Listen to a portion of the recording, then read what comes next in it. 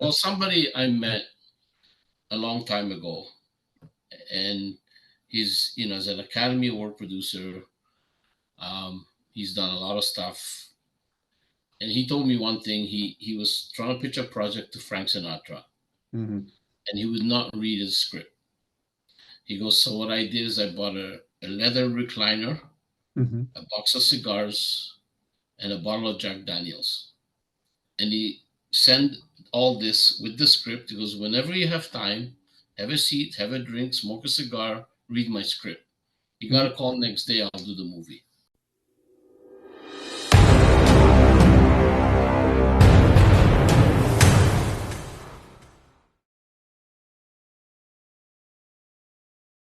There's these things like Sora coming out where you can basically just type in a scene that you want to see play out, or at least a shot or two, and it can create something that is almost indistinguishable from reality.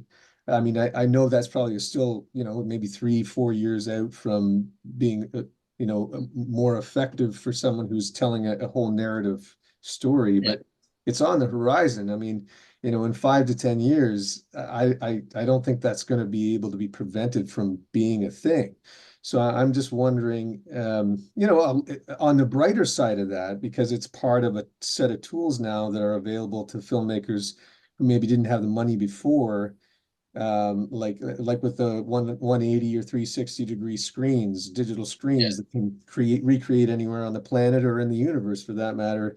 And some of the software that people can, are there any tools that you're starting to see usable and adaptable for, maybe shrinking $100 million budget down into a $5 million or $3 million picture? Are there things like that you're seeing as real advantages tool wise now?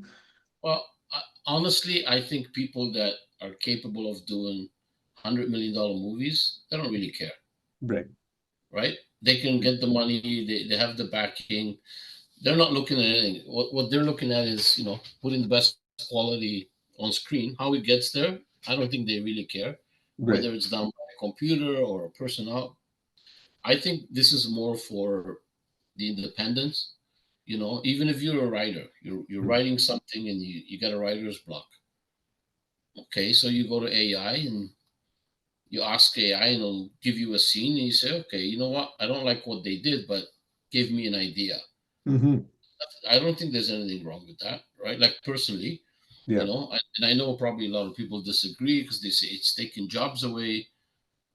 Come up with something, adapt. Like I think with all this technology, it lets people come into the business without having to have all that money and having to know people, right? Hmm. You can go on the computer, you can type whatever you want and look for something, and there's always a way how to do something, Yeah. whether it's a YouTube video or whatever you want to create.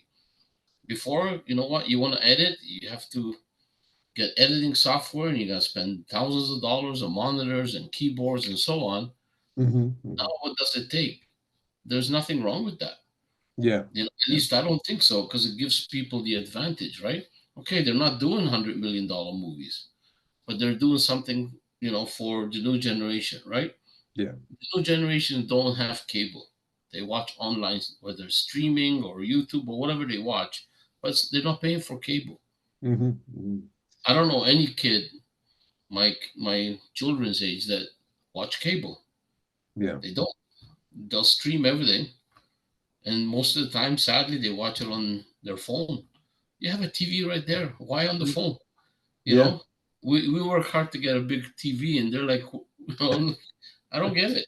You know, Well, that's one of the things that's interesting. It's an interesting trend to note, I think, which is that we're so saturated with spectacle and incredible visual effects, and people have kind of gotten, desensitized to it.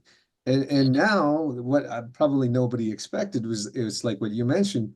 People are looking at, videos that have almost zero production value, but content-wise, it just speaks to, where they're at, and so uh, and they're interested in experimentation. Like if someone comes up with a cool way to make a trailer out of Sora and it looks weird or garbled, it doesn't make a lot of sense in some cases the way the faces morph or whatever. but people are more fascinated by the developments and the stories than they are about the perfection that Yeah. the kind of visual effects arrived at, which for a season was really amazing, and it still is. But now you're competing for the attention of people, not by the quality of the visual effects. It's sort of it can be minuscule content now, and people just it's sort of it's the content itself or the story itself rather than the spectacle, I guess is Yeah. what. I Yeah, mean, I think that's the key, right? It's the story. You yeah, know, it's kind of like you build this amazing looking house, but if you have a bad foundation, it's not gonna last, right? yeah, It's gonna collapse, right? yeah, So the same thing, you do a movie or a TV show. If you don't have the story, it's not gonna last, yeah, right? Or you do a short with a good story, and then you're gonna get recognition, right? But you always need a good story, and as much as there's a lot of AI that can help and stuff, you still need that humanity to put on paper. yeah. And at least for now, kind of going to the positive side of it, what you were saying, like I found at this stage, it's been tremendously useful as a co-pilot. It's not like it's bright enough to, have you sit back in an armchair and just tell it to write a masterpiece. You have to write it. You can ask its opinion, and like someone who maybe isn't a writer, doesn't really know a lot about the business, it can kind of give you a point of view that isn't your own, and kind of it gives you something to bounce things off of, but it forces you to go in and perfect your work without having to kind of ask 10 friends necessarily. It's probably still good to do that, but then also same with pitch kits. And I find, if you just need to get a visual representation of things, it's a facilitator at this Yeah. stage that can, make what would have been a crappy pitch into maybe something that you've reconsidered a bit, and it's becomes a better pitch because you've got something in your ear saying, yeah, that might be a little bit too wordy or whatever it is, and it Yeah. forces you to improve. So in that sense, I find it to be a good right now anyway.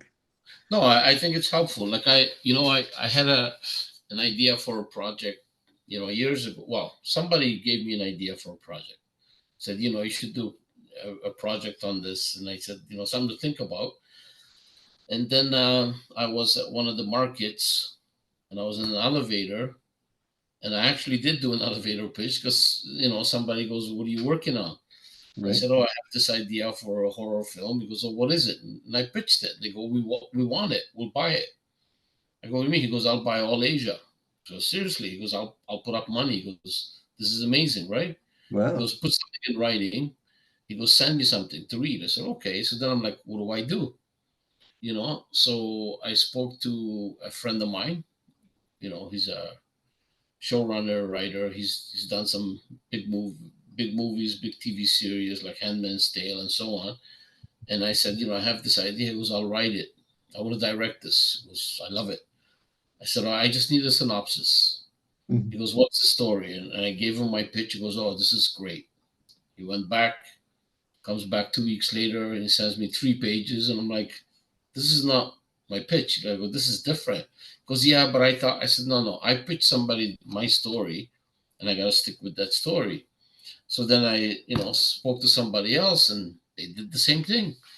You tell them something, and they have their own. And I'm not saying it's wrong or right, but Right. it's not what I pitched this guy that he wants to buy it, right? Right. So I went through three different writers, and they all came up with three different things. So then I went back to this guy, and he says, "No," he goes, "You got to write it." I said, "I'm not a writer." He goes, "It's your story. You got to write it." So, trying to put one pager together was so hard, right? So I said, "You know what? I'll shoot a teaser because I know what I have in mind, right?" So I put together a little 30-second teaser, and through a friend of mine that was a director in England, he got the story. He goes, "I get it." So he came back, gave me a 3 pager. I said, "This guy got the story." I go, "This is great, right?" Right. So I went back to this guy and pitched it again. He goes, "Okay, I like this." He goes, "Let's go into script." So then COVID happened, right? Right.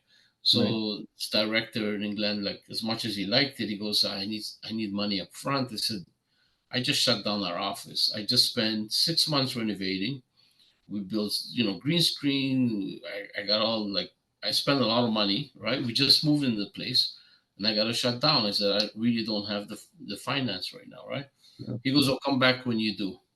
So then I'm like, what do I do? I said, okay, I got to start writing. So I started, writing, and I'm on my 18th draft. I finally finished the script, and then we had a writer from Mexico who loved the idea Mhm. and says, I can polish this up. I said, that's great. I said, before you get to writing, give me 1 or 2 pages on what you're thinking. And he sent me something totally different. And I go, this is a different story. He goes, yeah, but I said, no, there's no but. Different story, right? Mhm. So I went through 3 writers like that, you know. Wow. They have a script to work on, and I understand that you can't be married to it. It's not a baby. It's a project. It's a job, right? So I don't mind changes, but you got to stick to the story you pitched, right? Mhm. So then I went back, and like I said, 20 drafts later, I finished it. I've been wanting to send it out, and but the whole thing is because I'm not a known writer. I didn't even put my name on it, you know, and I don't shop it around to a lot of people. Mhm. I just grabbed a handful of people, 5 to be honest, and I send it out. Mhm. So I sent it, but I didn't send it with email. I'm doing a whole marketing campaign with it. Mhm. So they're gonna receive something that will take them eventually to the script. So I'm waiting for some response. We'll see what happens. And then they turned it down. I get another 5. You Right. know? Now, so when you say 5, and I'm actually asking for myself too, because Yeah, I've gone through some of this, and some of this stuff I've gone through with you because you know what that project that we had tabled a few yeah, years back, it got some great interest, but like is common for the business, you get a showrunner, but and then you're looking for a network, and then you get the network and you lose the showrunner, and then someone's saying, ah, it looks interesting, but I don't know the writer. So trying to find the pieces that kind of hold in yeah, place all at once, right? That's such a big challenge in this business a lot of times. yeah. So what I did is I sent it to 5 people that I know. Hmm. They don't know it's coming from me. They're gonna receive some. Okay, I'll make it simple. They're receiving a wedding invitation, right, Okay. in the mail. I'm sending out wedding invitations. My project's about a wedding. So they're Uh, getting a real wedding invitation in the mail, no emails. So hmm. you have to go open your envelope and you scan the QR code, and it takes you to a website, wedding website, right? So you have to go through the process. I'm invited to a wedding, but I'm not sure who this guy is. I don't know whose wedding this is. So you're curious, right? Right, Now, if I send you an email and you don't know who I am, you delete it because of all the scams, right? But if right. I send you something to your house in your name, Hmm. you're gonna open it. Right. You don't get a lot of things in the mail unless they're bills. But if you got a wedding invitation, oh, this is interesting, right? Hmm. So that's my whole campaign. Is I send it to 5 people. They don't know what they're getting and they don't know who it's from. So that's I brilliant. So well, when do they find out that it's coming from Silvio Astarita? um, and so okay, so this. Oh yeah, yeah, yeah, yeah. So I don't have it here. So anyway, but my wedding invitations kind of look like this, but there's Okay. flowers here, right? So you get that in the mail, Yeah. addressed to you, right?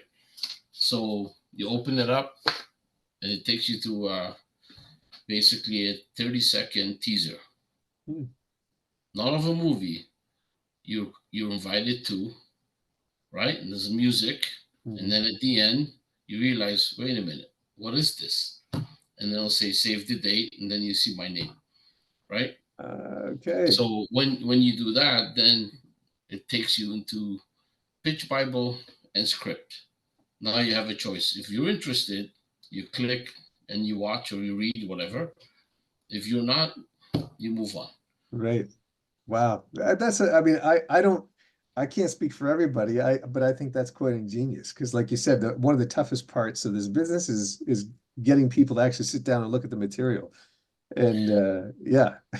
Well, somebody I met a long time ago, and he's, you know, as an Academy Award producer. He's done a lot of stuff, and he told me one thing. He was trying to pitch a project to Frank Sinatra, Hmm. and he would not read his script. He goes, so what I did is I bought a leather recliner, Hmm. a box of cigars, and a bottle of Jack Daniels.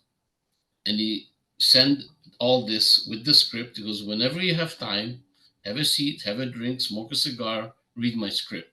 You got to call next day. I'll do the movie. Wow. Yeah. Yeah. And this is you know, he's a big producer, Yeah. um, very well known. And he goes, but it took me all that. So I always keep that in mind that, you know, I don't have, it's not like you're going to receive something from me and you go, oh, I can't wait to read it, or no, you know, because in this business, like a lot of business, it's not about who you know, but it's who knows you, Right. right?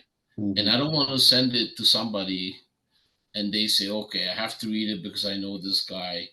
And now what do I tell them? I don't really like it. The writing is crap. They're going to make me feel bad.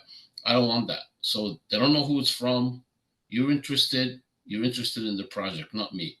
You Right. know. So after I hear back or I don't hear back from these five, then I go to the next five.